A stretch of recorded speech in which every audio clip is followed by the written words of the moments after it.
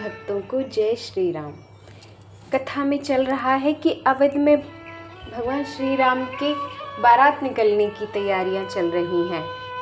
घंटे घंटियों की ध्वनि का वर्णन नहीं हो सकता। पैदल चलने वाले सेवकगण अथवा पट्टेबाज कसरत के खेल कर रहे हैं और फहरा रहे हैं। सुंदर राजकुमार मृदंग और नगाड़े के शब्द सुनकर घोड़ों को उन्हीं के अनुसार इस प्रकार नचा रहे हैं कि वे ताल के बांधने से जरा भी डिगते नहीं हैं। चतुर नट चकित होकर यह देख रहे हैं। बारात ऐसी बनी है कि उसका वर्णन करते नहीं बनता। सुंदर शुभदायक शकुन हो रहे हैं। नीलकंठ पक्षी बाईं ओर चारा ले रहा है, मानो संपूर्ण मंगलों की सूचना दे रहा हो। दाहिनी और कौआ सुंदर खेत में शोभा पा रहे हैं। नेवले का दर्शन भी सब किसी ने पाया। तीनों प्रकार की हवा अनुकूल दिशा में चल रही है। श्रेष्ठ स्त्रियां भरे हुए घड़े और गोद में बालक लिए आ रही हैं। लोमड़ी फिर कर दिखाई दे जाती है। गाय सामने खड़ी बछड़ों को दूध पिलाती है। हरिणों की टोली घूमकर दाहिनी ओर को आई, मानो सभी मंगलों का समूह दिखाई दिया। छेम करी सफेद सिर वाली चील विशेष रूप से छेम कर रही है। श्यामा बाईं ओर सुंदर पेड़ पर दिखाई पड़ी। दही मछली और दो विद्वान ब्राह्मण हाथ में पुस्तक लिए हुए सामने आए।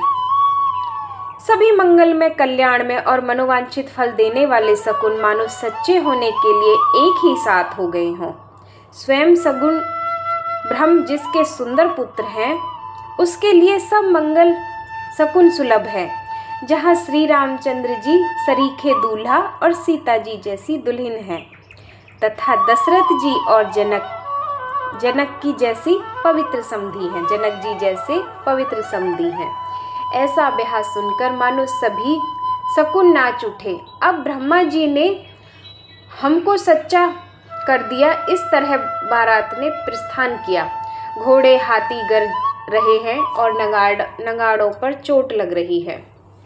सूर्य वंश के पताका स्वरूप दशरथ जी को आते हुए जानकर जनक जी ने नदियों पर फूल बंधवा दिए। बीच बीच में ठहरने के लिए सुंदर पड़ाव बनवा दिए, जिनमें देवलोकों के समान संपदा छाई है और जहां बारात के सब लोग अपने अपने मन की पसंद के अनुसार सुहावने उत्तम भोजन, बिस्तर और वस्त्र पाते हैं। मन के अनुकूल नित्य नए सुखों को देखकर सभी बारातियों को अपने घर भूल गए। बड़े जोर से बजते हुए नगाड़ों की आवाज़ सुनकर श्रेष्ठ बारात को आती हुई जानकर अगवानी करने वाले हाथी रथ पैदल और घोड़े सजाकर बारात लेने चले। यहाँ मास परायण 10वां विश्राम भी है। दूध, शरबत, ठंडाई जल आदि से भरकर सोने के कलश तथा जिनका वर्णन नहीं हो सकता, ऐसे अमृत के समान भांति भांति के सब पकवानों से भरे हुए परात, थाल आदि अनेक प्रकार के सुंदर बर्तन, उत्तम फल तथा और भी अनेकों सुंदर वस्तुएं राजा ने हर्षित होकर भेंट के लिए भेजी। गहने, कपड़े, नाना प्रकार की मूल्यवान मणियां, पक्षी, पशु, घोड़े, हाथी और बहुत तरह की सवारियां तथा बहुत प्रकार के सुगंधित एवं सुहावने मंगल द्रव्य और सगुन के पदार्थ राजा ने भेजे। दही, चूड़ा और अगणित उपहार की चीजें कवारों में भर भर कर कहार चले। अगवानी करने वालों को जब बारात दिखाई दी, तब उनके हृदय में आनंद छा गया और शरीर में रोमांच से भर गया। अगवानों को सज धज के साथ देखकर बारातियों ने प्रसन्न होकर नगाड़े बजाए। बाराती तथा अगवानों में से कुछ लोग परस्पर मिलने के लिए हर्ष के मारे बाग छोड़कर दौड़े चले और ऐसे मिले मानो आनंद के दो समुद्र मर्यादा छोड़कर मिलते हों। देव सुंदरियां फूल बरसाकर गीत गा रही हैं और देवता आनंदित होकर नगाड़े बजा रहे हैं। उन लोगों ने सब चीज़ें दशरथ जी के आगे रख दी और अत्यंत प्रेम से विनती की। राजा दशरथ जी ने प्रेम सहित सब वस्तुएं ले ली। फिर उनकी बख्शिशें होने लगी और वे याचकों को दे दी गईं। तदंतर पूजा, आदर, सत्कार और बड़ाई करके अगवान लोग उनको जनवास की ओर लिवा ले चले।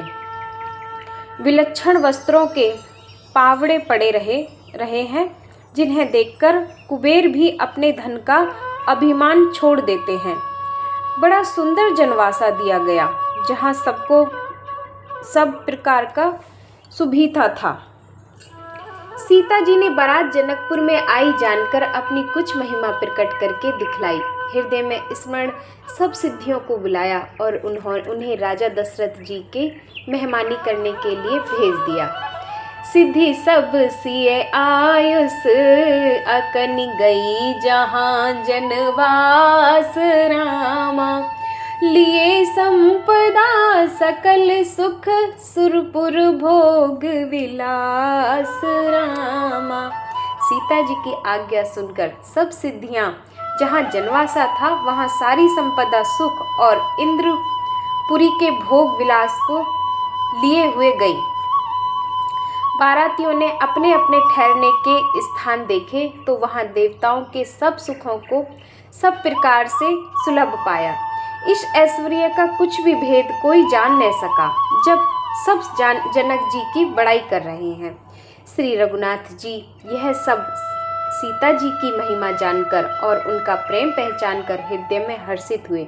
पिता दशरथ जी के आने का समाचार सुनकर दोनों भाइयों के हृदय में महान आनंद समाता न था।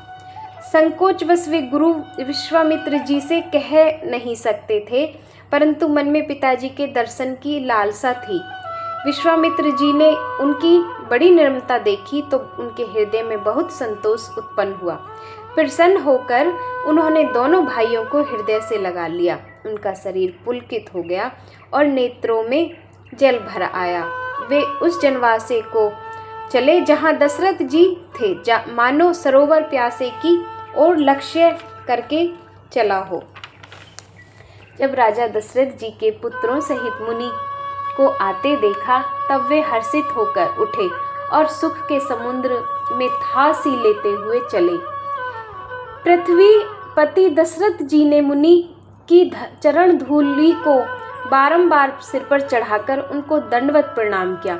विश्वामित्र जी ने राजा को उठाकर हृदय से लगा लिया और आशीर्वाद देकर कुशल पूछी। फिर दोनों भाइयों को दंडवत प्रणाम करते देखकर राजा के हृदय में सुख समाया नहीं। पुत्रों को हृदय से लगाकर उन्होंने अपने दुस्सह दुख को मिटाया, मानो मृतक शरीर को प्राण मिल गया हो। फिर उन्होंने वशिष्ठ जी के चरणों में सिर नवाया। मुनिश्रेष्ठ ने प्रेम का आनंद में उन्हें हृदय से लगा लिया। दोनों भाइयों ने सब ब्राह्मणों की वंदना की और मन भाए आशीर्वाद पाए। भरत जी ने छोटे भाई शत्रुघ्न सहित श्री रामचंद्र जी को प्रणाम किया। श्री राम जी ने उन्हें उठाकर हृदय से लगा लिया। लक्ष्मण जी दोनों भाइयों को देखकर हर्षित हुए और प्रेम से परिपूर्ण हुए शरीर से उनसे मिले।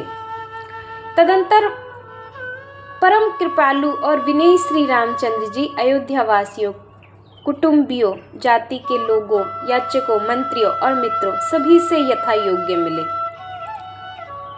श्री रामचंद्र जी को देखकर बारात शीतल हुई।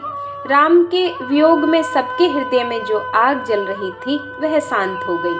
प्रीति की रीति का बखान नहीं हो सकता। राजा के पास चारों पुत्र ऐसी शोभा पा रहे हैं मानो अर्थ, धर्म, काम और मोक्ष शरीर धारण किए हो। पुत्रों सहित दशरथ जी को देखकर नगर के स्त्री पुरुष बहुत ही प्रसन्न हो रहे हैं। आकाश में देवता फूलों की वर्षा करके नगाड़े बजा रहे हैं और अप्सराएं गा गा कर नाच रही हैं। अगवानी में आए हुए सतानंद जी, अन्य ब्राह्मण, मंत्रीगण, मागध, सूत, विद्वान और भाटों ने बारात सहित राजा दशरथ जी का आदर सत्कार किया। फिर आज्ञा लेकर वे वापस लौटे। बारात लगन के दिन से पहले आ गई है, जिससे जनकपुर में अधिक आनंद छा रहा है। सब लोग ब्रह्मानंद प्राप्त कर रहे हैं और विधाता से मना कर कहते हैं कि दिन रात बढ़ जाए, बड़े हो जाएं। श्री रामचंद्र जी और सीता जी सुंदरता की सीमा है और दोनों राजा पुण्यों की सीमा है।